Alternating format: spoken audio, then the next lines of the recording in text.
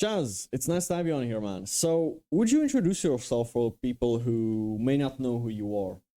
Yeah, I am Chazz Finnigan. I am a registered nurse. Been a nurse for 5 years. I am a part-time bodybuilder, I guess. Mm. And yeah, I pretty much just do nursing and bodybuilding, and that's pretty much my life. And I've been doing that for like the last 5 years together, but I've been bodybuilding for about 7 years or so. But that's pretty much me, man. It's a pretty simple guy, honestly. This guy is jacked as fuck. Like, we're gonna get into all of that later on, but I want to start from the beginning. What was your childhood like? How did you grow up? I grew up in California, so I'm on the East Coast now. But yeah, I grew up in California, born and raised. And I was I had lived over where my mom had lived with most of my cousins. It's Northern California, so it's pretty nice weather most of the time. But yeah, I lived over by my cousins, relatively. Uh, like it was like nice middle class most of my life, and my cousins they all had ended up not too well, honestly. And um and my dad's side, they're pretty well off, I'd say. So I had like this good balance of like knowing what it's like when you don't have a lot of money and what it's like when you do have money, Mm. and life's a little bit more cushy, I guess. So it was like this good balance, and I was like right in between. And my parents are both, pretty middle class. My mom, she was just working as an assistant, and my dad was in the food industry, so he worked his way up to a manager. And yeah, just like pretty easygoing childhood. Honestly, I didn't Mm. have too much turmoil or hardship that I went through in my life. Mm. And my parents are both super great people, super loving. And yeah, that was pretty much it most of my childhood. And then I had went over the East Coast to start school, and then after that, I haven't really lived at home or like near my family for a while. Mm. So yeah, it's been about 10 years here over on the East Coast, and I go home like twice a year. But yeah, that's pretty much it, man. It was just me. Mm. I have a little brother, and then my parents, and that was kind of my family. So, what's like one childhood memory that makes you smile? Now you think about it. Um, hmm, Probably going to my grandparents' house in the snow.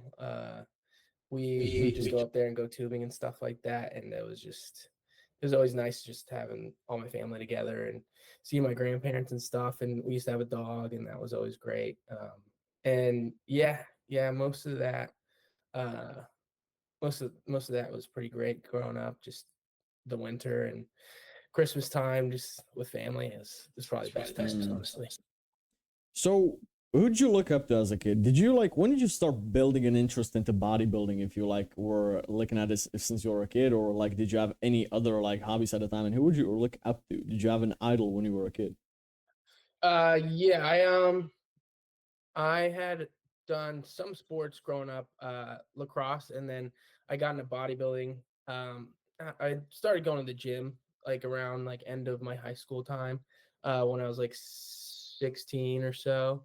Um, and I just go after school with my friends, and we just like we wouldn't mess around, but it was like back then it was all about taking C4 and like all these weird, nothing like, I don't think they had SARMs back then, honestly, but they just had all these crazy pre-workouts back then that were like nuts, and I don't think they uh, had a lot of the restrictions that they do. So we'd just like be into taking like these crazy pre-workouts that got your heart going. And yeah, we just go and just try to hit a bench PR and all that stuff. Probably had no Mm. idea. I didn't take videos back then, Yeah. so I don't really know what my form looks like. But yeah, it was just like an after school thing, just kind of more social, honestly. And That's where I started, and then I went to college. And after that, I had started going like super early in the morning, just like was kind of like in a funk because I was like in a Mm. new place, and I had just gone through a breakup. I'm not with my family. I had friends like already pretty much, but it was hard because I'd go over there and people. over here it's like Philadelphia, so it's like it's Philadelphia and there's New Jersey. So like a lot of the people that I knew were from New Jersey, right over the bridge, like 12, 20 minutes away. So they'd go home to see their families like pretty often, like every weekend. So I'd be Mm. kind of like by myself. Obviously, I can't go home on the Wow. weekends. So I just started going to the gym early, like super early before classes, and I just started doing kind of like powerlifting, like upper body, lower body workouts and stuff like that. Um, and I kind of just got that habit of going to the gym, watching my food. I was watching a lot of the YouTubers, like Christian Guzman, Matt Ogus. I don't know if you know him. No. Just like a lot of the OG YouTubers who did macros, and it was all about that back then. So I did that, and yeah, I just watched my food, worked out, and then junior year of my college, I wanted to compete, and I was just like sitting at a coffee shop one day, and I didn't know much about competition. I had kind of seen some stuff, mainly like followed like Instagram models and stuff like that. I just didn't really look good. I had done some modeling stuff here and there, just with my friends, and then I was just sitting at a coffee shop, and I was like, I'm just gonna do this bodybuilding competition. It's in like 6 weeks. I'm just gonna do it, and I just signed up right there. I was like, all right, cool. And I had already kind of been dieting, and then I just kept on watching my macros, increasing my cardio, going down on the food. And 6 weeks, I was already like I was like crazy shredded, but also like a noodle, like super skinny. And yeah, I had done my first competition in 2017. And since then, I've just been hooked, man. I've been doing bodybuilding since, honestly. Haven't stopped. Holy shit. So we, I had a similar story when I was beginning going to the gym, but what do you think were your biggest mistakes when you started going to the gym? Like, you know, when you look back at it, what would you actually tell yourself, like, what would you slap yourself for doing back then? Definitely, simplify it.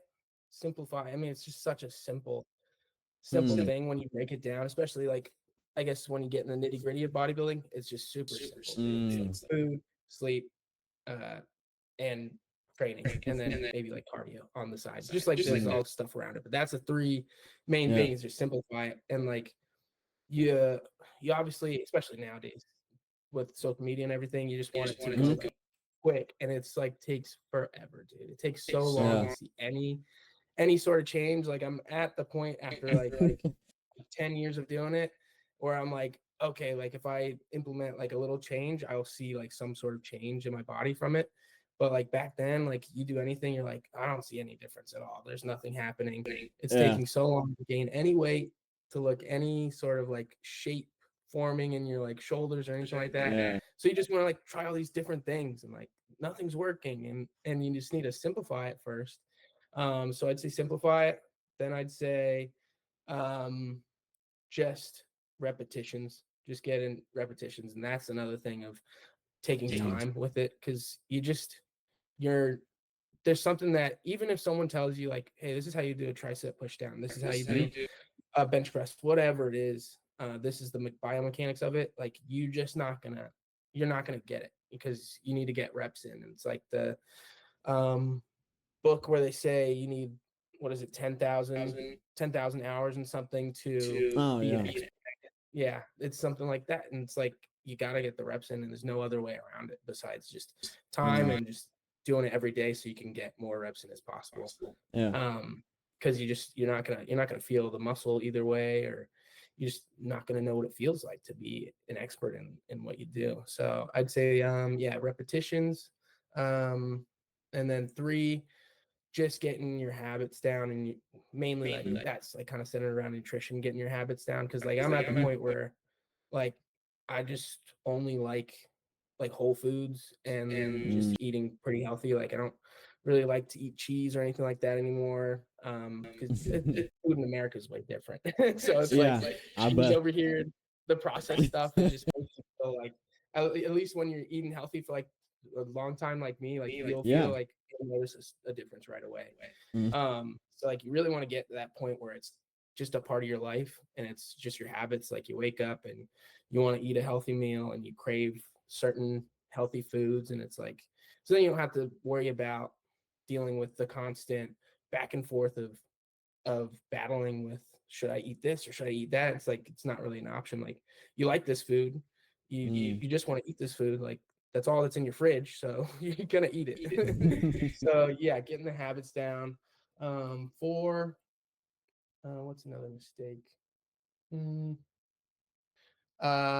I'd say um, just having your goals set out, setting a big goal and then a lot of smaller goals. Mainly the smaller goals is the focus, because like I said, with social media, it's so easy to get distracted. And I'm the kind of person where I just like see a big goal and I'm like, wow, I gotta get there. And like I see like someone that I want to look like, and I'm like, how the hell am I gonna look like that dude, or how am I gonna beat that dude on stage? Like, there's no way. And you got to break it down into smaller goals, things that are attainable, and that you don't freak you out every time you see it, but that motivate you. Um, that is super important, especially if you know your personality. And I know myself and like my limitations, and I know what I can achieve. So I just need to break it down into smaller bite-sized goals. So that's a huge thing I'd tell myself if I was talking to my younger self. And the last thing is uh, enjoy it, um, enjoy the journey, but also have a purpose with it. It's like a balance, really, really between bodybuilding, because like you want to go in the gym and you need to at least for me, or if you're doing competitive bodybuilding, you need to make progress. Obviously, you're not there to. It's no longer a social thing for me, really. I need to make progress, but at the same time, I still need to have like some sort of like overlying fun with it, obviously, and like the process. Love going to the gym. And when you lose that, you need to reassess your purpose and like why you're doing it, really. Because if you're not having fun, then it's just like, what are you doing this for? It's just, you got to have. It's not going to give you motivation to go to the gym. It's not going to give you any sort of you know happiness in your life if you're not enjoying it. So I just tell my younger self to keep on doing what you love, and if you stop loving it, then you can just always find something new, man. So yeah, that's 5 things I tell myself.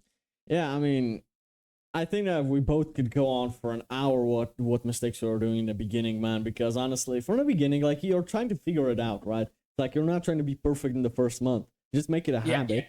So, and I feel like a lot of guys like watch these Greg Doucette videos where they are trying to be so perfect with everything from the beginning, when as in reality you haven't even conquered your newbie gains. You're in there for like 3 weeks. Like, make it a habit, make it a lifestyle first. Make eating bad food weird, you know? Yeah, exactly. That's like after like the first year and a half, let's say, of eating properly, I'd say that's when I really like made like I look at a Snickers bar and I don't really have that appetite for it anymore. You know, it's like I don't have to fight the urge anymore. It's like when you get to that point, then you can start optimizing and perfecting every single detail. Obviously, you can. I don't say obsessing over details from the beginning, but I want to ask you, when did you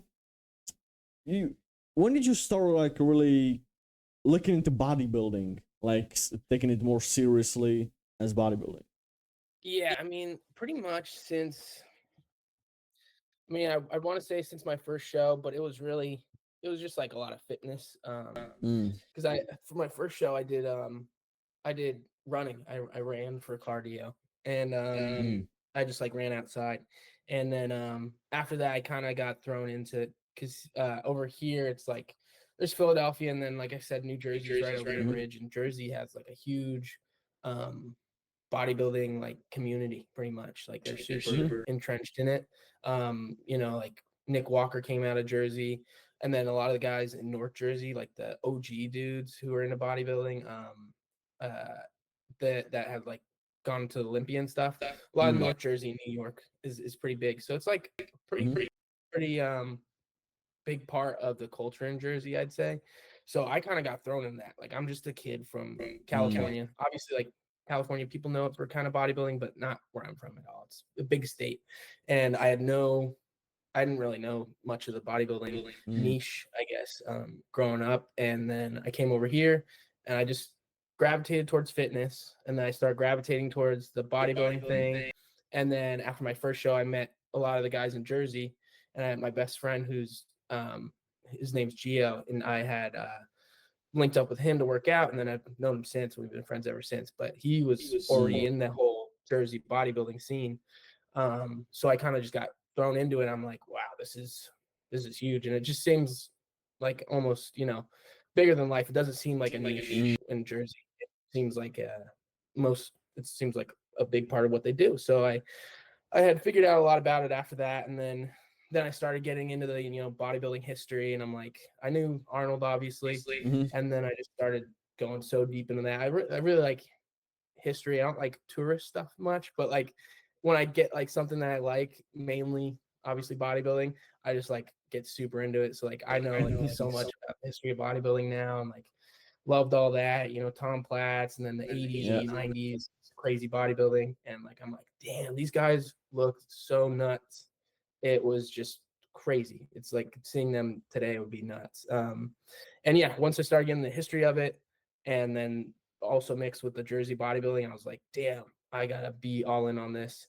And then I started doing the things that all the bodybuilders do, doing meal plan instead of a macro plan, doing stair stepper instead of running cardio, because you're getting bigger and your knees can't handle it. So then at that point, I'm just like kind of all in. And then I got a coach who was in Jersey, and then he got me on the meal plan and stuff, and we started doing more Jersey competitions. And yeah, just every year it started getting more and more into it since 2017. And yeah, pretty much since that first show, I was hooked. I think after that first show, I did a bodybuilding competition every year up until the last competition I did, which was 3 years ago now. It's coming up on 3 years. I haven't competed since then. And yeah, it was a lot of competing, and it was good. I mean, it was like yearly, but it's just hard to make progress that way. And I wish I'd taken more time off. So what was like your first competition ever? Like, what was the prep for the first competition ever? What have you learned from that? And most, I want to ask, how did you feel? Like, right before you go for the first time on stage, how did that feel? Yeah, my first competition was over in New Jersey, right over the bridge. And my friend who lives over here, who I met in college, Harry, he's like ride or die, like best friend, drove me around to everything because my family wasn't there. And he he tanned me up in his like growing up home, like in his living room. And his dad was looking around like, what the hell is going on in my house? Like, this I can just picture kid, that. and my son is tanning him up, like just nuts, dude. It's such a weird thing, man. And yeah, that was so it was over in New Jersey. Had just signed up for it, had 5 weeks to get ready for it. Like I said, I just did running cardio and macros, and I felt pretty good most of it. I mean, I was very natural at that point. And towards the end, when I really ramped up the cardio and brought down the food, I think I was eating like 1,300 calories, like a bikini girl diet. Holy shit. Because like I didn't know, and it was like super simple. I mean, at the end of the day, yes, it is like calories out, calories in. So I just went the other way, kept on going down. But I didn't know like, oh, there's a lower end to that where it's like, hey, you kind of need more food to sustain your muscle mass or whatever it is. I didn't really get that, and I just kept on pushing. And I'm like someone who's like super extreme. Like I have a high pain tolerance, and like I can handle it. Towards the end, it started to get rough. Like at the end of my runs, I kind of get dizzy and stuff like that. I'm like, all right, this is just a little too much. But that was about it. It wasn't anything crazy. Didn't know anything about like diuretics. Didn't know anything about steroids. Didn't know anything. It was just healthy running and good whole foods, and macros, and that was it. And then yeah, I could send you some pictures of my first competition, but I was super shredded for sure. I was like the most shredded person there, but also probably the skinniest person there. And yeah, I signed up for that first show, went over there. My friend tanned me up, lubed me up backstage, and then got on there. And I had only been on stage with one other guy. It was just me and this other dude who also actually went to the same college as me. And I just found that out backstage. And cool. We also went to the same barber too. Figured that out backstage. And then we it was just me and him. So it was just me and him against each other. And then there was another class that had like 6 guys in it. And apparently, like, I didn't realize how the classes worked. I just signed up for novice. So that means like your first time kind of deal. And it was his first time. So it was just us two. And there's another class, which is like your weight classes pretty much. That's what everyone else signed up for. So I was kind of supposed to sign up for it. You know, it's like my weight class. It wasn't first timers, but also it's just, what everyone does. And I didn't do that. So I was like, dude, I was supposed to sign up for that class. I should have done it. I'm only going against one guy now, blah, blah, blah. And I was so mad, dude. And I was like hungry as hell. And I had just finished up and I was so pissed, dude. And my friend Harry, we went out to the car and I just slammed my hand on the trunk of his car. I'm like, what the fuck? And then he was like, all right, dude, calm down. Like, let's get you a cookie. It's all right. And that was after prejudging, and then I went back for finals, and I had won against that kid, the one kid, and I got first, obviously, in that novice class. And then he went on. He was smart enough to sign up for the actual class with 6 guys in it, and I think he got third. So I would have gotten at least second in that other class, but I would have never known, obviously. But I got a first place trophy. And I was super hyped about it. I was so happy backstage. I was running backstage to my friend. I'm like, dude, I got first place. I was so happy, and all I could think about was, I wish my mom was here. I wish I could show her the trophy. And yeah, and then ever since then, I've always wanted to, win a competition where my mom was there and I could show her the trophy and just, just be happy. And, she's proud of me either way, but it would just be nice. It would be a good memory to have, and still have yet to do that. I think the other competition I got first place in, she wasn't there for that either, unfortunately. but this year that will be very different. Holy shit. Yeah. So what would you say is like the most overlooked thing about bodybuilding, or the one thing that, from the outside it looks to some people like simple, but one thing that's really overlooked that makes a big difference, would you say? Most thing that most beginner bodybuilders overlook. Right.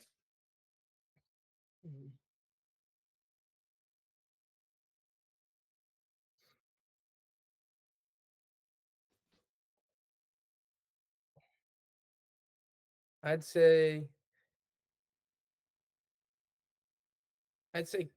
consistency of it, just the consistency with everything. I mean, ultimately, like, you want to be a robot with mostly everything you do, especially bodybuilding. It's like the most important thing, essentially, like over everything. Like, you want to be able to trend your progress over time. You want to see how your body reacts to certain foods. You want to see how your body reacts to certain training. Like, you have to have those like data points, I guess, over time to know what's working and what's not. And yeah, I'd say the consistency is super important. Other than that, I mean, genetics. I mean, I think a lot of people overlook genetics and don't realize how much of a part it plays. Obviously, like, you see genetic freaks and you're like, that's just a freak. Like, there's no way a human's supposed to look like that. But when you're in it and you're in bodybuilding, you're like, I can outwork this guy, or I could do more cardio than him. I could get more shredded than him. But like, at the end of the day, there's true people that are built for this and have the genetics for this, and that you just can't, most of the time you just can't outwork. I mean, and that's the sad fact of it. But if you love it and you're doing this because you love it, then that shouldn't really bother you. Yeah, I mean, with genetics, I'm gonna kind of agree with that, because I just, like, a couple of hours ago, I just did a podcast with Chris Press, and this guy weighs 100, and this is like, okay, this is like powerlifting. This is not bodybuilding, but again, we spoke about genetics there too, and he said, like, to be a good powerlifter, you kind of have to have good genetics too, because this guy weighs 130 pounds and benches 280, I believe, like twice his body weight, right? Damn, and 180. Yeah, 280 he benches, and he weighs 130 pounds.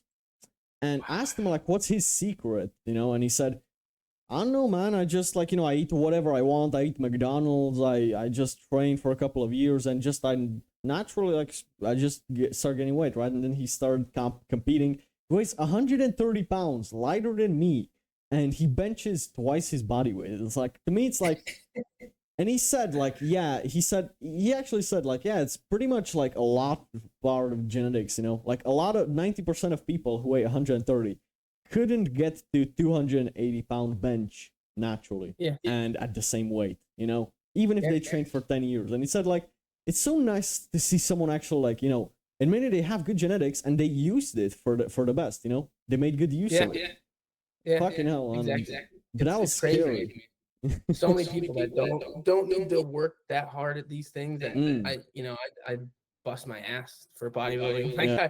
it's all I really do, and it's all I think about. And these guys will come in and they don't need to work even as half as hard as you, and they'll still get more progress than you. It's just insane. And Nah, like but when you could say that's depressing or you could say it's motivating. It really Yeah. depends on how you look at it.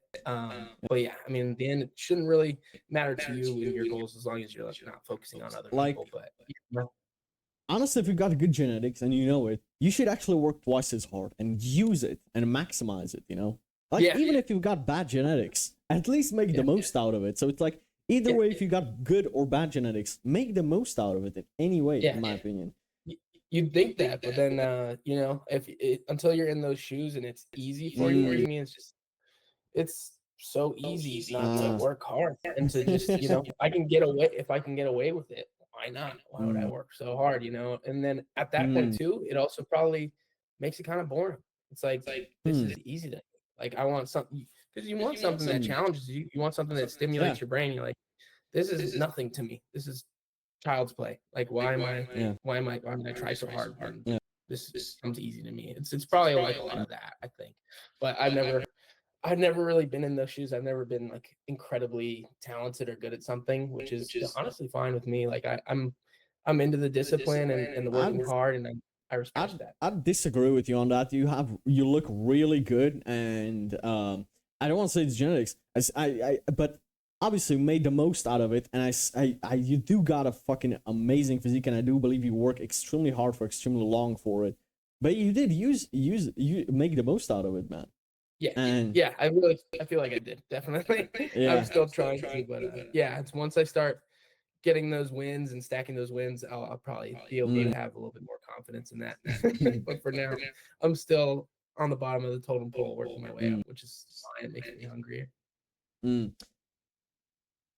So I started seeing this debate, and it kind of pissed me off, to be honest. But it's like, even it's on Twitter and on YouTube these days nowadays, and it's is being natty a natural?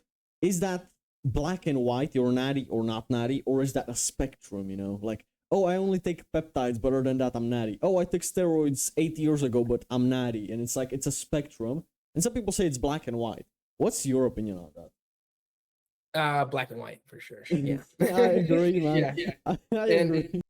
Yeah, exactly. I think, and because I know, like, I never, because I guess, like I said, I think the SARMs came up later, and when I was growing up in bodybuilding, so I don't really know too much about it. I never looked into it because just I wasn't too into it, and yeah, I don't really know how much, but what I've heard, at least from like stuff I listen to, it's like that it can still mess up your your body and your blood work as much as it could being unnatural, just taking injectables, testosterone, the normal regular anabolic steroids. So like from what I mean, that from if you're taking SARMs, then yeah, I mean I wouldn't say that it counts. I mean anything that really isn't incredibly natural and that would completely mess up your blood work sounds like it's not gonna be natural, and I wouldn't consider you natural.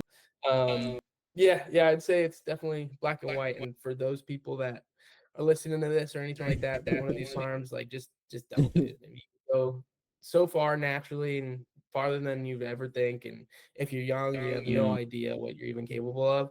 And if you do want to go the unnatural route, just go all in, I'd say, and just go, because I mean honestly, it just sounds better than anything SARMs related. It just sounds I don't know too much about it, so I can't really speak on it. But yeah, I'd just say, go all in and have a good mentor for it, please.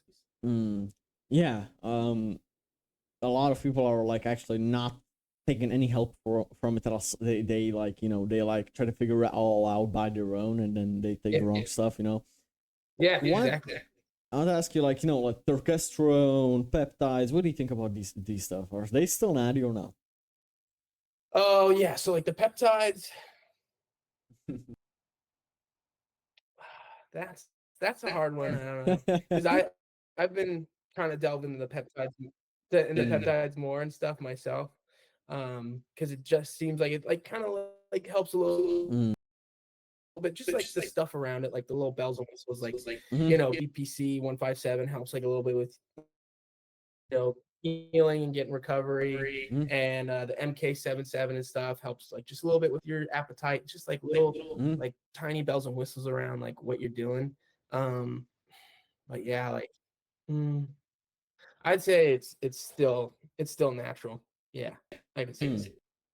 And yeah, but again, like I just said, it's like bells and whistles. So like at the end of the day, if you're gonna, at the end of the day, it's just gonna be the nutrition and getting in food as much as you can and trying to lift as much weight as you can. Like it's just gonna help a little bit.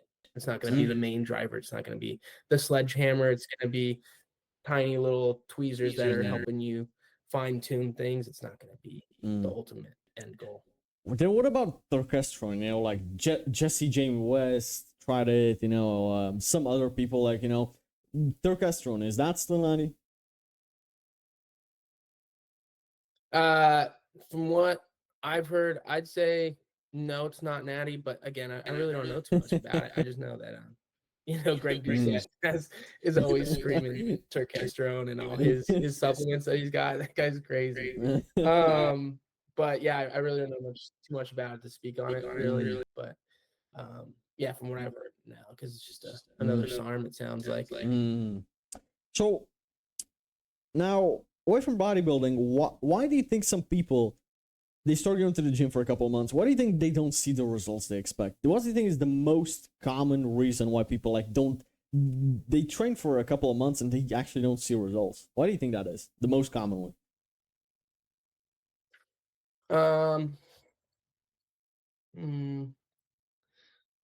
I mean, yeah, like probably going back to the genetics of it. If you don't have genetics, build muscle super easy or lose fat super easy, then it's gonna be difficult, and you're gonna have to try a lot of things. And that's discouraging to a lot of people, and they call it quits, and they're like, you know what, I can't do this. And like it's gonna, they kind of see, they don't know entirely, but they kind of see like, oh, I'm not predisposed to be super skinny, or I'm not predisposed to like gain muscle super easy. This is gonna, the outset for this is gonna be 6 months of me following a strict diet plan, and I'm gonna take a while to see any progress. It's like, you know what, whatever, I'm not even gonna do it at all, because that's just too much time, and I got a vacation that's coming up, and it's gonna take away from, and that's gonna ruin my progress anyways, yada yada. It's just like they see how much time it's gonna possibly take, and it's too overwhelming for them. And like going back to what I said, like setting small goals makes that so much easier. You can't take it 9-month, 12-month increments. You're gonna have to break it down into monthly, weekly, daily goals, or else you're gonna quit. You're just gonna quit. You're just gonna see that it's too much work. Yeah, that's probably the reason why a lot of people quit. Did you ever get stagnant at some point? And how do you like kind of like, you get stagnant for like half a year, you look just the same, got out of the newbie gains, and now like you got to take it more seriously. You can't get away with eating McDonald's every day and still maintaining six-pack with veins on your six-pack, and then you don't track your food at all, and you think you can still stay jacked. It's like, did you ever get to a point where you were stagnant for a while? I feel like I have been, like, these last 3 years that I haven't competed.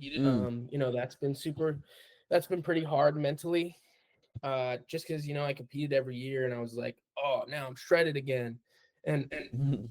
granted, when I bulked back up over the year and then shredded back down, that bulk I wasn't like crazy big. This is like over these past 3 years, this is the first time that I'm like, damn, I'm pretty big. I'm wearing double XL shirts and I'm Mm. like, this is pretty strange. But I was never like that in those like up and down, 4 years or so that I competed every year. Um, yeah, I would just get shredded every year. So it's like, oh, cool. I'm seeing progress. You Mm. know, I'm doing a prep. I'm like changing every day. And these last 3 years, it was so hard to switch that mindset to like, I'm not going to look different every day. Maybe Mm. checking progress pictures year to year, I'm gonna see some small change, even like with whatever body fat I have on, but I'm not gonna be like super motivated every day by like how Mm. I look at my body for sure. And that was hard to embrace, but once you figure that out, that changes, your bodybuilding goals so much. Mm. It changes your whole mindset about the thing. Like so many kids, that even are natural or unnatural, whatever they are, they're so afraid to bulk up and gain weight and see Ah. themselves not shredded and like everyone wants to be shredded, dude. Everyone wants a jawline. Everyone wants to look Yeah. handsome as hell, shredded, abs. Everyone wants that, but nobody wants to deal with the, oh, I look kind of bloated today. I can't see my abs, and they do like, and that's, you just gotta learn to enjoy being huge in the gym. Like that's what the goal is. If you could see that every week or so, and you're like, damn, I'm looking pretty hefty, pretty hunky today, Mm. like that's great. But yeah, daily, you're not gonna be super motivated by your body, Mm. and that's okay. Over the last year, I felt a little stagnant, but I just have to keep on reminding myself, it's for a reason. Mm. It's, healthier to not, compete every year and get shredded and, put my body through the stress of prep. And yeah, it was really important. These last 2 or 3 years of not competing taught me a lot and, allowed me to have somewhat of a life and not put bodybuilding on the back burner really, because it's always going in my Mm. head. And I'm always eating my meals and everything like that. But it just allowed me to just cool it. It's like, this doesn't need to happen right now. Mhm. I can take my time. This is a long game, and I love this, and I still love going to the gym every day. I still love pushing it as hard as I can. But yeah, there's no urgency really, and you have time. And that was super important, man, because it's so easy to get stressed out by this thing. Mm. How often do you train a week or nowadays? 5 days a week. Yeah, I've been doing that for a while now, maybe like the last year and a half or so. Sometimes I'll go back to 4 days a week. But yeah, that's about it. 5 is usually the max for me. Mm. So when I see you working out, bro, you're training with such intensity, bro. You're training hard as fuck. Like actually, when you're thinking to failure, etc., bro. I'm like, how the fuck did you squeeze that one more rep? How I wanted to ask you, how do you conquer the bitch voice inside telling you to quit now and like to drop it when you have like 2 or 3 more in reserve, right? And how do you work on intensity? Because a lot of guys, when they train alone, like when you train with a friend or someone who pushes you, it's easier. When you train alone, you're not as authentic, you're actually like giving up earlier. And it's like, how do you work on the mental and how do you keep yourself accountable in the workout, like with the intensity every single time, even when you're alone? Yeah. An interesting thing you said is when you work out with someone, it feels easier. And I Mm. don't believe that. I think Really? that the reason that it feels easier, or that you think it's easier, is because they have a totally different perspective on what your Mm. failure is and what failure is in general, and something that you can't see, something that you won't Mm. see until you work out with someone that is hardcore or that trains Mm. harder than you. And that is one thing that I'd say is just try to train with as many people, mentors, people in bodybuilding, whatever, as many people as you can, because you're never going to know what your limit is until you see Mm. someone else either push themselves to a different limit or push you to a different limit. And that one thing when I met Gio, in my first bodybuilding competition, we would train together. I'd go take a train over to Jersey and he'd pick me up and we'd go and train our asses off. And he was already in that whole Jersey bodybuilding community and he had already learned from all these guys. So when I worked out with him, I'm like, dude, this guy, he pushes it so hard. And we had another friend who this kid was nuts. He like killed himself every set. And us three would just literally try to pummel each other in the ground on like leg days and stuff. And until you get in that gritty kind of deal, like you won't know what failure is and you won't know what your limit is. And then when you're by yourself, you won't know how hard to push yourself. And you won't have that upper limit. And so get experience, train with other people. And then when you are by yourself, after you've gotten that experience, after you've pushed yourself to your absolute limit, and you are training alone, you will have those days still where you just can't get the weight up no matter how hard you try. And a big thing is, like I said, reps, knowing what your body can handle. It's like, okay, my biomechanics are good, my form is good. I'm lifting it as hard as I can. I'm just going until I fail. You know what your failure is, and like you just can't get it up, and that's okay. Like you don't need to beat yourself up about it because you hit failure, and that's important. You know what your failure is, so that there you go. You've achieved failure. Again, you could push it a little bit more if you had someone pushing you or giving you a spot. But yeah, you as long as you get those reps in, you know what your failure is. There's still gonna be days where you're just not feeling it, man. You're just not gonna feel it, and you're not gonna be connecting with the muscle, or you're not gonna be able to give that extra energy that you have to the set, and that's okay. And like you're gonna have maybe 4 days a week that are good, and 2 or 3 days where it's just like this workout shit. I'm just gonna get as much as I can. And yeah, you just got to deal with that. That's just part of it. And you just take it as you can. But you got to the gym that day. You got your workout in. You got your meals in. You stayed with your program, and that's what's important. Here. Just focus on that. Don't focus on the fact that you couldn't get that last rep. So, in terms of diet, there are so many different diets, right? There's obviously like eating good, right? But then there are like these specific diets like carnivore, vegan, keto, I don't even know whatever else is there. What do you think about the vegan versus the carnivore diet? If you had to pick one, which one would you pick? And do you think like either one of these are good? Vegan or carnivore? Those are the two extremes, right? The two polar opposites. What do you think about them? They're great, man. Yeah, I always said that if I was like, older, quit bodybuilding, whatever, I'd for sure try a vegan diet. That'd be cool. It just seems like it feels super good, honestly. Like, because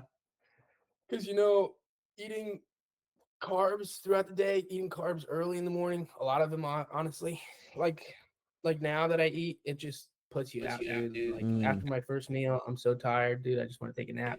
Honestly, that's good for bodybuilding because you want to get more sleep in. But at the same time, if you're trying to be productive, if you're trying to run a business, it's not sustainable because you're just gonna hate your life. And yeah, it's just a lot of work. And being on a vegan diet, it just seemed like everything would digest really well. You'd have good bowel movements. Your body would be like a machine a little bit. Yeah, I definitely love to try a vegan diet, and I think it's great. And all the stuff vegans say about saving animals, that's cool. I'd honestly just do it because how it makes you feel. And then carnivore diet. I'm friends with this Marine who does a carnivore diet, and this guy's jacked. he's like kind of shorter, but he's just like absolutely jacked, natural, like always has been. And I think he said that when he was in the Marines, and I think even now, as far as I know, he just mainly does like carnivore diet, meats, eggs, all that stuff, and that seems great too. Still low carb, high protein. Yep. That's great for like I'd probably do the carnivore diet before vegan diet, maybe vegan diet as I get older, but it's whatever. They're both great diets, honestly. It seems like it depends on what you do and how you react to it. And if I did carnivore diet, I'd probably be way smaller. So I couldn't do Mm. it. Not right now, at least. Yeah, there's this guy, Dr. Anthony Chaffee, right? He's on a carnivore diet for the past 6 or 7 years. Um, he literally doesn't even eat fruits, doesn't eat vegetables, doesn't eat any carbs at all. He only eats beef meat, doesn't even eat pork or chicken, only beef meat for past Yeah. 6 years, I believe. And he said the main thing for him is obviously because in beef there's like creatine, right? He said that he can't remember being sore in the past few years. Like he never was sore after, no matter how hard he trained. He said that the recovery within a couple of days, like 1 or 2 days after a brutal leg day, he can train legs again. Like the recovery from a carnivore diet, maybe that's the like one upside. It's like you have such a like 300, maybe 350 grams of protein per day, like literally like a ham, like crazy. I think that's like kind of like, I think it's even like hard for your body to digest that much protein, to be honest. Like almost 400 grams, bro. Holy shit. You definitely exactly. You have to work your way up for sure. And then probably a lot of it is the protein healing the muscle, and then like all that creatine from the beef he's eating. Just like getting the muscles full of water and being able to get in there and heal that muscle up is probably a lot of it too. But yeah, dude, 100's crazy. I think I do like 250 or 270 or something like that. That's a lot. Yeah.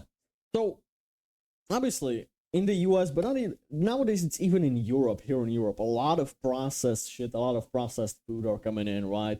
A lot of stuff that is bio or like it's like real, but then you see a 50 ingredients list, right? That's 30 ingredients. Some of them you can't even pronounce what the fuck that is, right? You don't know what you're putting inside your body. What's like one meal that most people think is healthy, but in reality it's the opposite?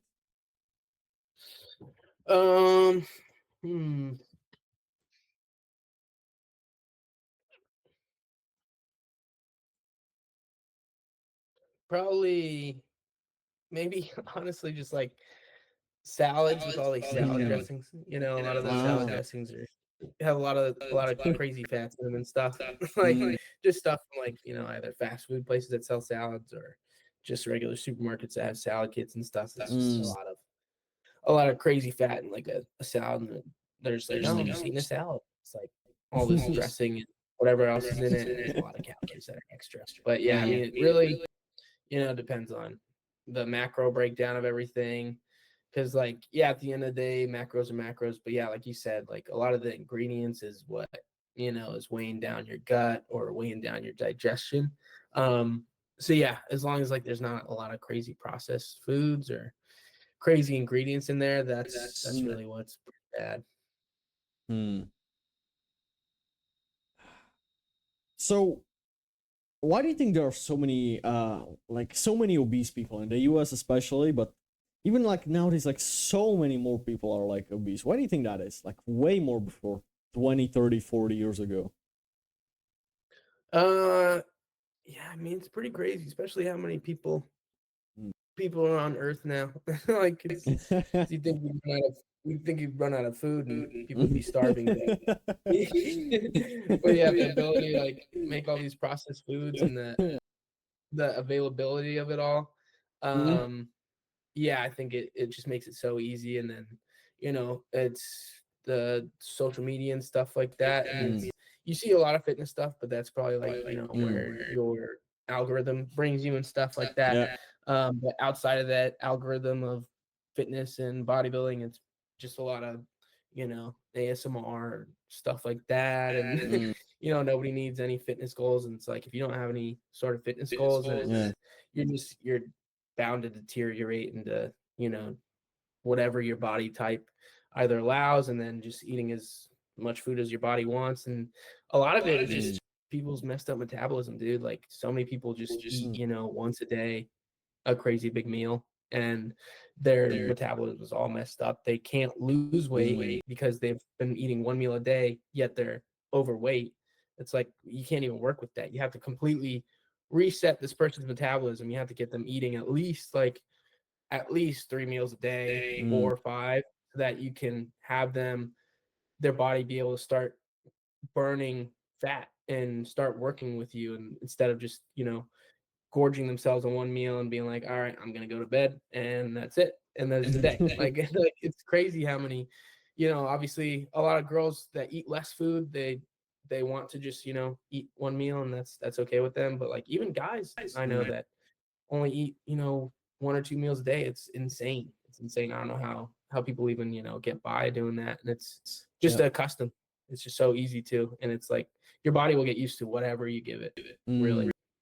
And it's hard to prep meals or make meals or even buy meals, three times a day too. I mean, and buying food now is like buying lunch is $30 at least, $40 maybe. So it's like expensive. So it's like, why not? Why do all that when I could just, eat once a day or twice a day and spend less? And you don't care about your metabolism. It's just get Yeah. food, and it's just survival. Holy shit, 30-40 bucks for lunch, bro. That's crazy. Like the present in the Yeah, US, I couldn't even imagine that. yeah, it's a decent sized meal. Like people that get lunch delivered at work, I'd say, yeah, with the delivery and all that, it's $30, I'd say. Bro, here I can get a ribeye steak with some potatoes for $24. A ribeye That's steak, crazy. Like, It's decent steak. Yeah, it's like 450 grams, almost half. Yeah, like 450 grams plus some potatoes for 20, That's in Poland? 25, something like That's in Poland. that. Czech Republic, Oh, nice, dude. next Yeah, to whenever Poland and Germany. yeah, okay, gotcha. Yeah, when I went to Italy, I couldn't find any like crazy like protein. They didn't have like a lot of protein and stuff. It was that felt like it was really expensive. Like I could find cutlets and stuff, but it was so small. I'm like, dude, I need like 6 to have a meal. So a lot of people like try use this fucking. They try to find the easy way out, right? Like they think that Ozempic is just gonna fucking change their life overnight, or like when back in the day there was that ad for that thing that you put on your stomach, it vibrates your stomach and gives you a six pack or some shit. I don't know what that was called. Yeah, right. I'm like, what do you think about Ozempic and these shortcuts that people try to take? And what do you think about Ozempic? Is Ozempic legit in your opinion? Yeah, it's definitely legit, I'd say. I mean, it works, and it's good for diabetics for sure. Like my mother never mind. But yeah, I would say it works for sure. It's the side effects I think that I've heard are pretty bad coming off of it. And some people, the side effects even being on it too, it sounds like it's rare, but I think like the side effects coming off is a little bit more common. So that's hard to deal with too. It's just like when you could just, follow a diet or, get your metabolism. But like I said, man, it's just like years and years of not watching your nutrition and not knowing what to do, and you're already at a point where your body isn't going to work with you very well, and it's so easy to turn to a pill or whatever it is, or an injection. It's like, why not, and if you are diabetic, like I said, it's probably good, and you want to get your your blood sugar in check as quick as possible, if it's a serious and severe case of diabetes. But yeah, most of these people that just take it just to, get skinny or whatever it is, it's definitely rough. And like, it probably works better on younger people, obviously, and that's like probably where it's going to now, and it's getting more popular in younger people. But like, also at the same time, younger people would have an easier time just getting their diet in check and doing whatever. Your body's going to work with you way better than if you're 40 or 50. And if you're under 40, like, dude, all you got to do is just, stick to a good diet for 2 years, maybe 3 years, and not even that, depending on who you are, what your body does. That's all you got to do. I mean, I'm standing here being like a bodybuilder for 7 years saying that, but yeah, I mean, if you make it fun, if you make it, motivating for you, if you set goals, it'll be a cool thing to look back. But again, if you use Ozempic or whatever, I got no judgment. I do anabolic steroids, so like there's literally no judgment I can even pass on people that would do that. All I'm just saying is, just know what you're signing up for. Because even anabolic steroids have side effects. Very obviously, probably arguably way worse than Ozempic or anything like that. but know what you're signing up for and know what you're doing. Like you can still possibly solve this with just hard work and nutrition and whatever it is. But if you want to do those epic, that's cool. Just you have to know the side effects and what you're doing to your body.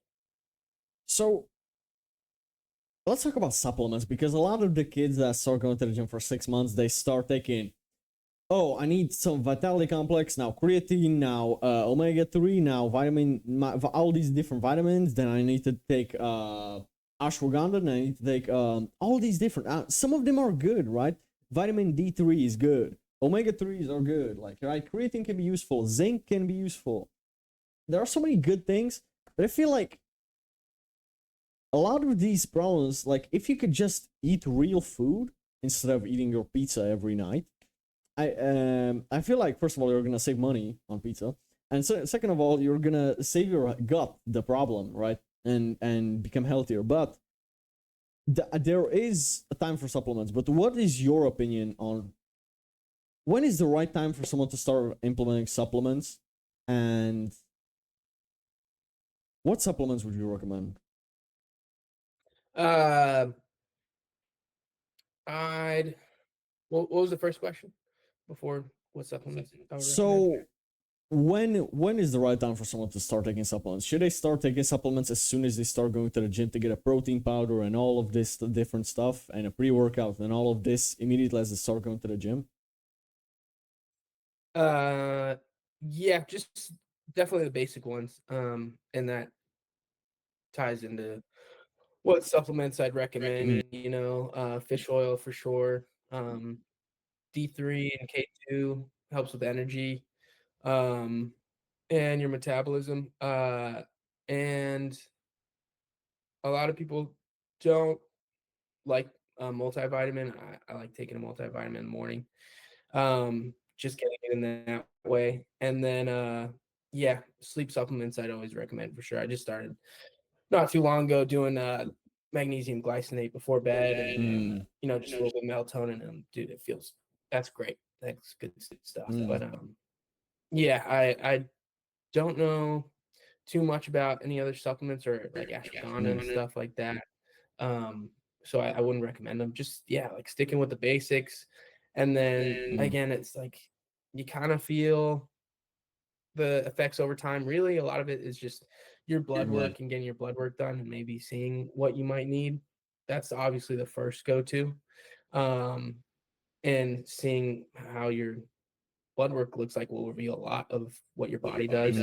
Um, and then just take it before you take supplements, take it a couple months down the road after you took them and see where they're at. But yeah, a lot of healthy individuals probably wouldn't need that as long as you follow a healthy diet and, at least get some variety at least, even if you are eating a pizza at night, just, making sure that you get some variety through your breakfast and your lunch and, yeah, and understand how your body works and how your body feels. That's super hard nowadays. It's just getting in touch with your body and knowing, wow, when I eat this, I feel this way. When I eat this, I feel good or bad. A lot of people don't know that. They're just like, oh, I'm just gonna stick whatever I want in my body, and then I will feel it later, or I won't, or I'll go to sleep, wake up. It's just like nobody thinks about it. They just go to work, wake up the next day. It's just food. That's all it is. Yeah, interesting. I feel like a lot of people look at, who Sam Sulek is, right?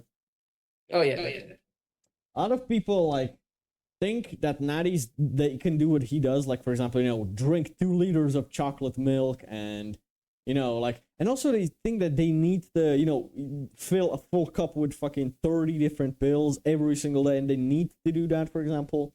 And they try to copy these different bodybuilders, right, that do stuff that maybe not be applicable for everybody. Like, honestly, I'm sorry, but if you drink 2 liters of chocolate milk every day with that amount of sugar, I just think that's so stupid, in my opinion. Yeah. for a natty, okay. I think that even for someone who's not a natty, I still think that, man, his diet was absolutely crazy, right? With the amount of astronomical carbs he was eating, holy shit. It's nuts. What do you think is like one thing that people try to copy from from bodybuilders that may not work for the majority of people? Mm, just training. A lot of the training people try to copy, and I obviously did it too. And like you don't know what else to do, because that's what you got to do in the beginning. You just got to find someone that Could you give me a quick second? Yeah. Quick second. Okay. Back. So where were we? Talking about what people normally copy from Yeah. bodybuilders. So about the training. Yeah, I'd say the training, a lot of the training. And there's so much stuff on the internet now that you can see, and you're like, oh, that guy's big. I want to look like him. I'm gonna do whatever training he's doing, and that's a great start. And it's great to just try to just get in the gym and do something. Hopefully whatever it is good for your body and not gonna ruin you and ruin your spine or whatever it is. I don't think people would intentionally put themselves in harm's way, hopefully, but you never know. But yeah, copying people in training, especially in bodybuilding, and it's like when you're looking at a four-time Olympian champ or Chris Bumstead or whoever it is, and you're looking at their training, that's what they're doing right now. Chris Bumstead's retired and he's doing like functional training or whatever he's doing. And you're obviously not going to copy that and look like he did at the Olympia or look like he did even, 3 years ago, whatever it is, because it's not what got them there. You got to really, and there's not a lot of stuff that'll help you get there. I mean, because a lot of it is just what works for their body and what works for them. Like even like with Sam Solik, like it's just what works for that guy.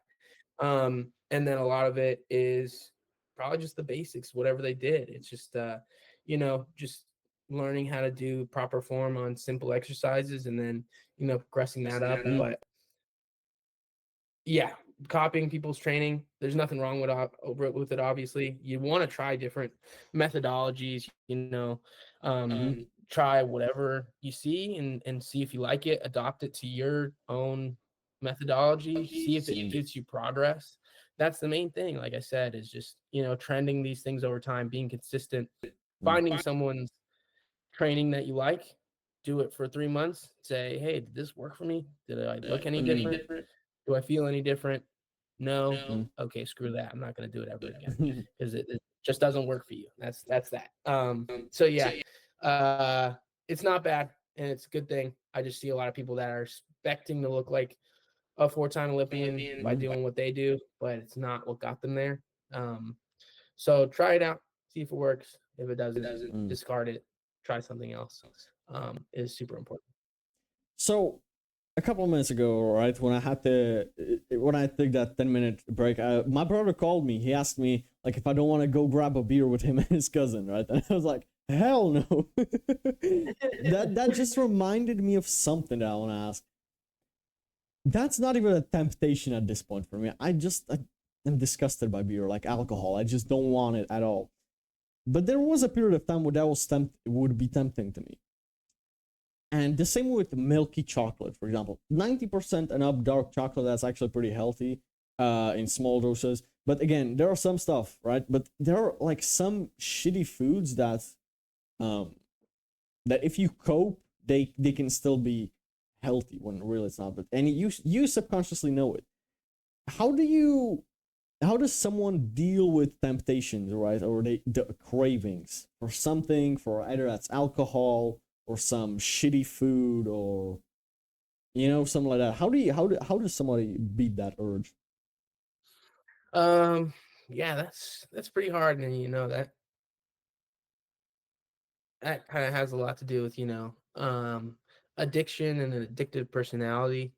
Yeah, because I mean, alcohol in general is just super hard, and I only do it from a social aspect. Really, I've never drink it But ever. sugar is also pretty addictive, to be honest.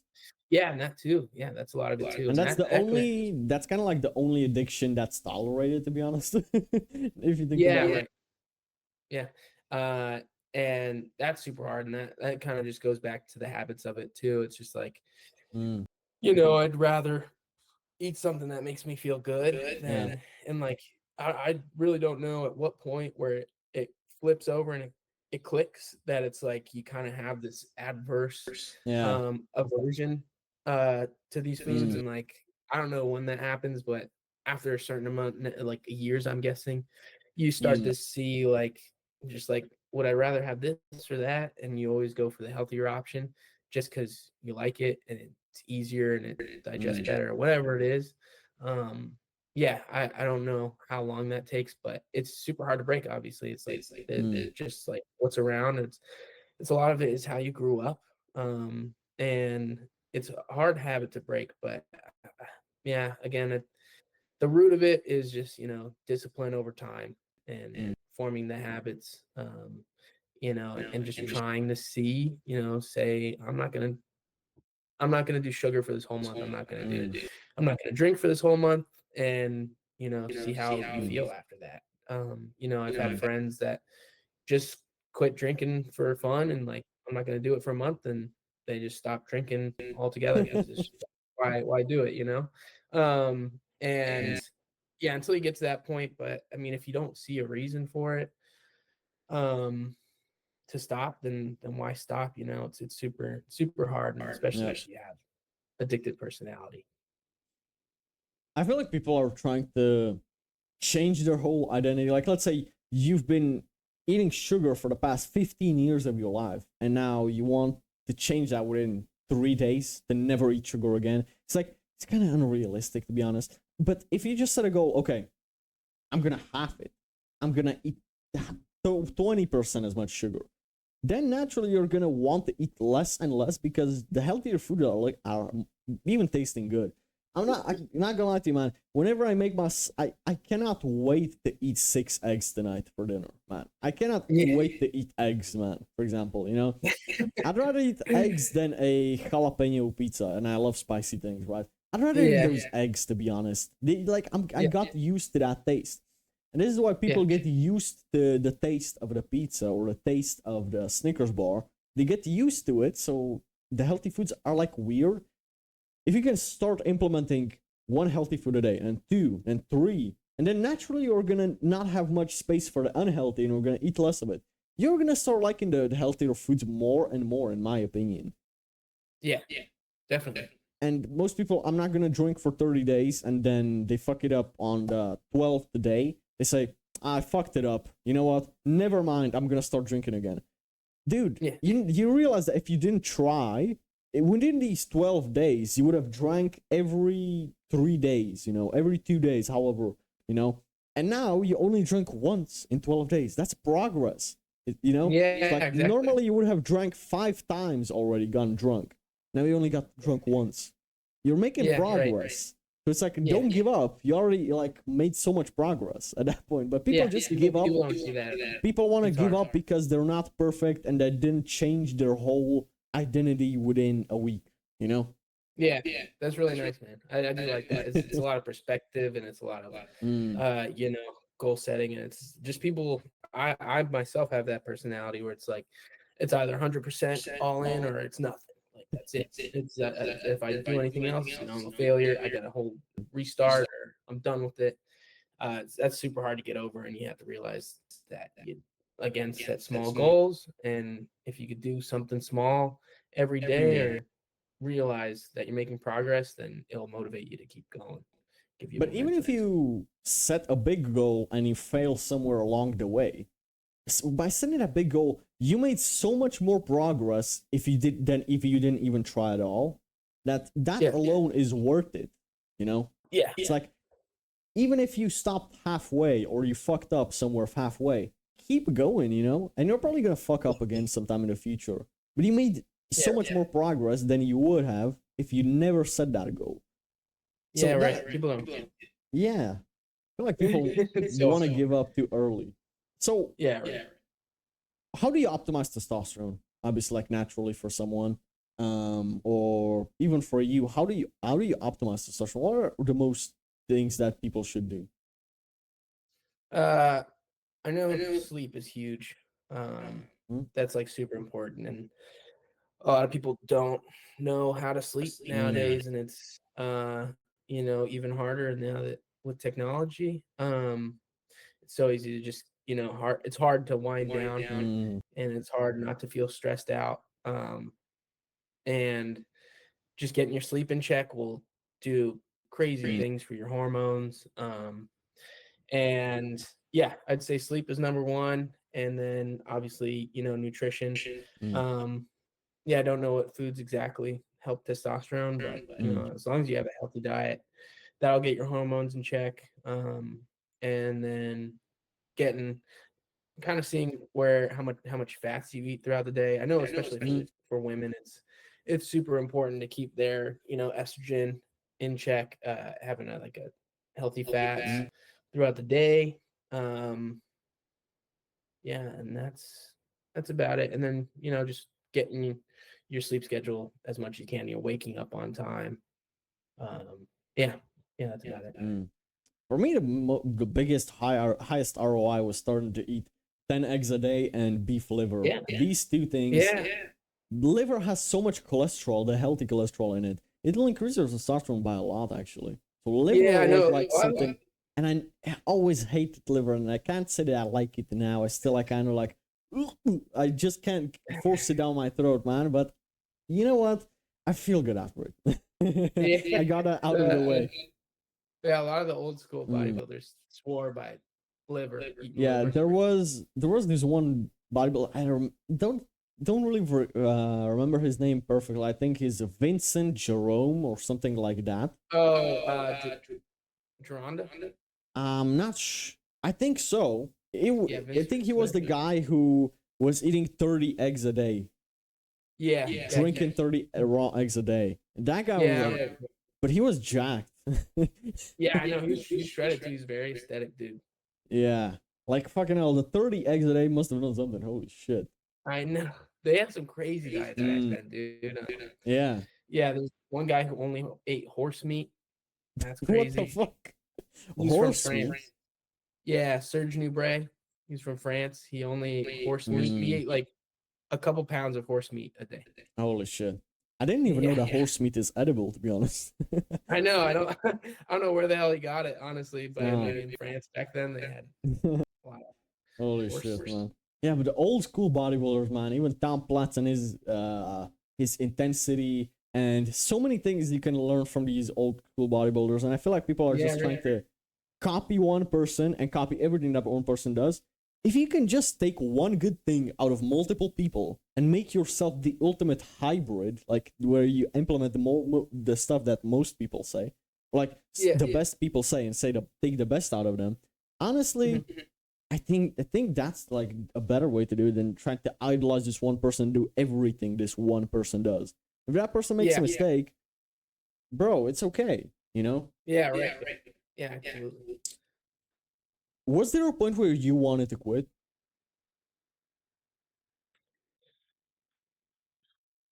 Yeah, all the time, man. All the time, dude. It's so hard.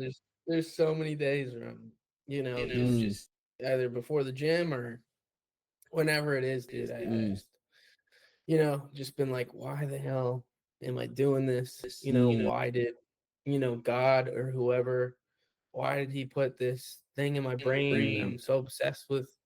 Um, it's just, it's hard, dude, because it's like all I do, and it's all I think about, and it takes a lot up of my life. mm, It's very demanding. And to not see, I've seen obviously some results. I look good, all that, but it just takes a lot. Um, and sometimes it just doesn't give back enough, and that's mm, super hard to deal with. But I love doing it at the end of the day. And I just remind myself of it, and I wouldn't want to be doing anything else. And I pray that if I did want to do something else, I'd have the awareness to realize that, and mm, stop doing what I'm doing, and do something that makes me more fulfilled and happy. mm, But for now, I keep going, and I trudge on, and I hate the idea of quitting. I really do. And mm, I'm doing this for the kid that won that first competition, and wanted to see his mom be there when he won. And I'm mm. doing it for that. Just the thought of quitting it would weigh really heavy on my mind. And Mm, I don't know what I'd do. And, I could say I'd be happier, but I think I'm mm, just as happy. Just keep on going yeah. and not quitting. And Mm, I just can't. Something in me just not letting me give up. And I'm going to mm. keep to that. And, that's super important. I think there's like difference between happiness and fulfillment. You know, Definitely. it would be Yeah. maybe happy for a while, but you wouldn't be fulfilled, and then you wouldn't be happy either by extension.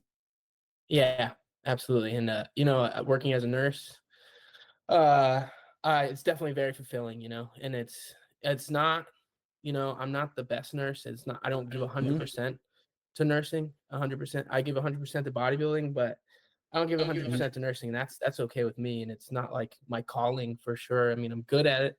Yes. Mhm. And I'm good with people and I'm good at talking to people and, making them feel calm. But uh, yeah, I definitely feel fulfilled. I work in pediatrics, so I take care of kids, and that's super nice, dude. It really like fills my cup, and seeing kids like happy, and there's Mhm. some cute kids in the hospital, honestly, and it just like makes you feel good, and Yeah. I really do like it in that aspect. But yeah, at the end of the day, the bodybuilding is like the passion, and then on the other side, the nursing is more so fulfillment and obviously paying the bills. And yeah, it's a good balance for sure. But Mhm. the passion definitely lies in the bodybuilding. That's what keeps me going day to Yeah. day. So I know we're gonna have to go soon, so that's why I want to wrap up with some rapid fire questions before we're gonna have to leave. So Yeah, perfect. let's get into it. So, what life lesson has the gym taught you?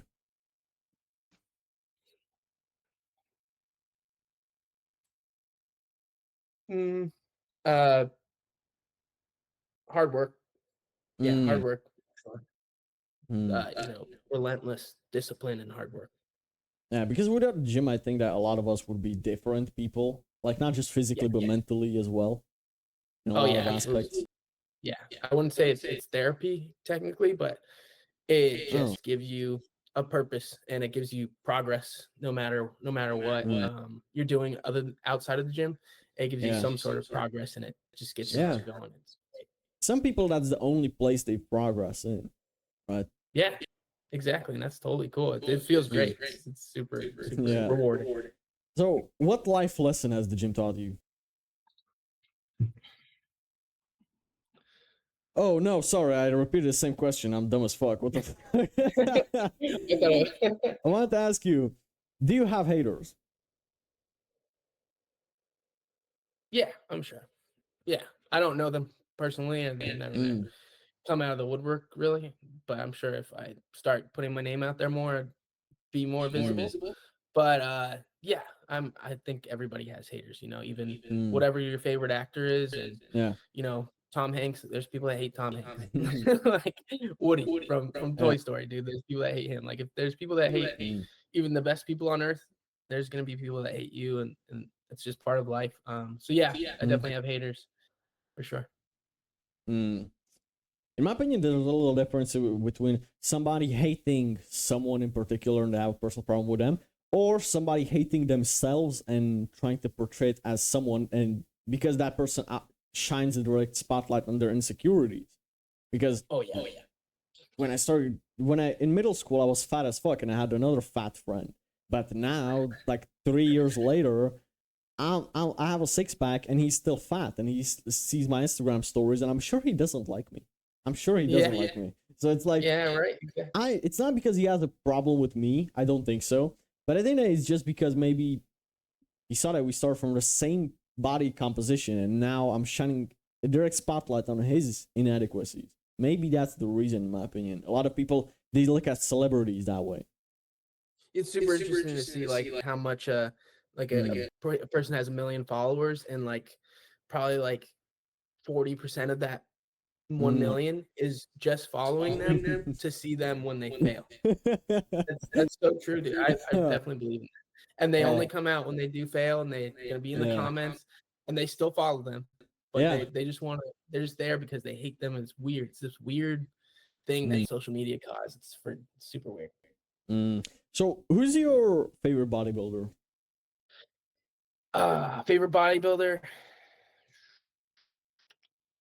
Uh, I'd say, yeah, Tom Platz. That's a good one, man. I'm gonna be honest. Yeah, overall. So, what's the best advice you ever been given? It was from my mom, but from Arnold. My mom, when she was when I was a baby, like probably 2 or 3 years old, she was listening to this thing on Arnold. It was like a 60 seconds thing, and Mhm. she had wrote this down. It's somewhere, it's in my room on a little piece of paper that she framed for me. But she wrote it down on this little piece of paper, and it's self-esteem, positivity, and hard work. And she wrote those 3 things down because that was the things that Arnold said that got him to where he is, to his success. Those 3 main principles. And yeah, she actually ended up meeting Arnold when she went to school. She had graduated, and he was at the commencement for the school when she graduated university. And she was pregnant with my little brother, and she had shook his hand, has a picture with him and everything. And yeah, it's pretty cool. So I have that framed up in my room, and it's something, I live by. What's the worst advice someone has given you? There's life moves fast. It depends on how you look at it. I think a lot of people want to, push the agenda that you need to get going, you need to get to work, but there's always time to step back and reassess and take a look at your life and make sure you're doing things for the right reason. And you need to make sure that you can't just keep on putting your head down and go, go, go, go, go all the time. You need to have those moments where you take time to step back and realize, am I doing the right things for the right reasons? And that takes time. That takes a lot of time, and you just can't do it overnight, man. You can't do it overnight. Do you have a favorite quote? I do. Oh, it's somewhere around here. I do. 1 second. I could pull it up. I usually have it on my desk, but I lost it. 1 second.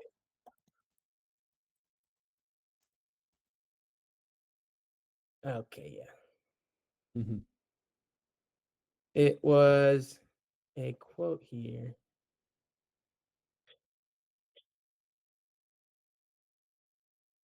All right. It is, for what it's worth, it's never too late, or in my case, too early to be whoever you want to be. There's no time limit. Stop whenever you want. You could change or stay the same. There's no rules to this thing. We can make the best of it or the worst of it. I hope you make the best of it. And I hope you see things that startle you. I hope you feel things you never felt before. I hope you meet people with a different point of view. I hope you live a life you're proud of. If you find that you're not, I hope you have the strength to start it all over again. Yeah, I have that on my desk. Who said that? It was F. Scott Fitzgerald. Interesting. Yeah. Author. What was the proudest moment in your life? The proudest moment of my life.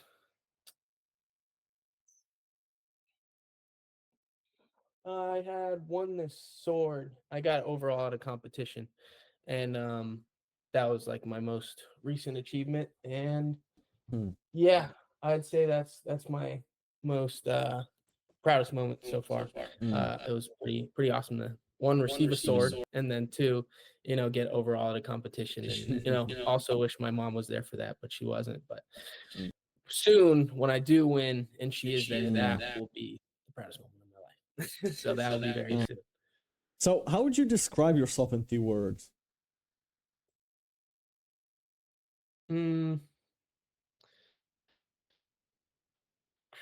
Golden retriever. What the fuck? So random. That's what everyone says. Why? I'm just a golden retriever personality, just very bubbly guy. Just like super loyal and Mm. I am very happy all the time. Or at least I try to be. I'm very calm. And yeah, just essentially a golden retriever dog, just I like just that. happy to be there. That's cool, man. I that caught me out of the blue. That was a good one. Yeah. So, what's the purpose of life?